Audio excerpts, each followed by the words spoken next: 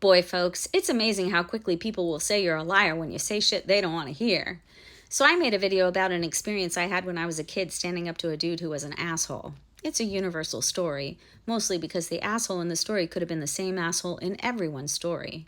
We could all relate to that kind of assholery. But because I connected the asshole in the story to the assholes of the MAGA party, some of the people who disagreed with my politics assumed I made the story up. And boy, to me, that just really reeks of privilege and of exactly the kind of burying heads in the sand that enables societies to march blindly into fascism and dictatorship. Because either they don't believe it happened, or they don't believe the bullies of yesterday look like the bullies of today, or more broadly, that history repeats itself. Maybe the bullies of today think they're more nuanced than the bullies of the 70s, but I'm here to tell you they are not. I was born in 1968. Yes, I'm old. I use filters. Deal with it. I was born in 1968, and I am not lying one bit when I tell you the MAGA archetype, the people that are getting away with the worst of the worst, the dudes who are doing all of the oppressing, look exactly like the guys from the fucking 70s. This is what I grew up hating. This is what I grew up vowing to change. I remember watching women who are amazing people, who are just incredibly capable in so many ways, dumb themselves down and turn into vacuous idiots, all in deference to the mediocre men who fancied themselves entitled experts at everything.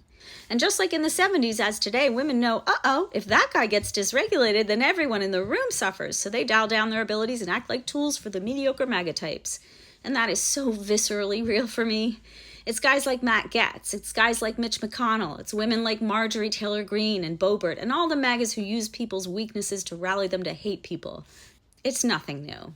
It's people using the weaknesses of the haters to hate people, and people using the weaknesses of the hated to make them easy targets. How sad for us.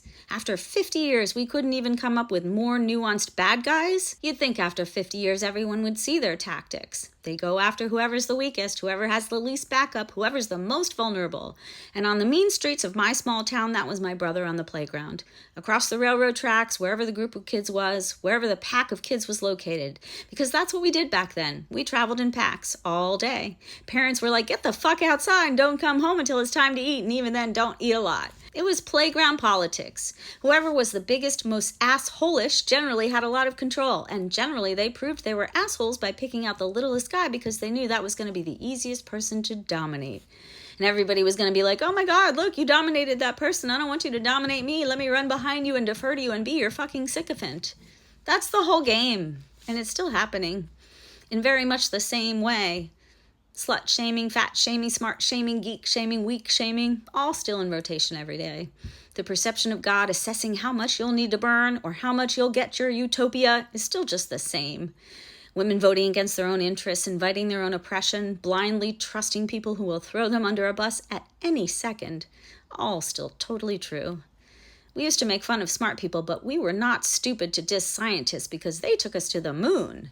So in that case, we're even worse off. But the basics of bad guy bullies in the 70s truly are exactly the same as the bad guy bullies of today.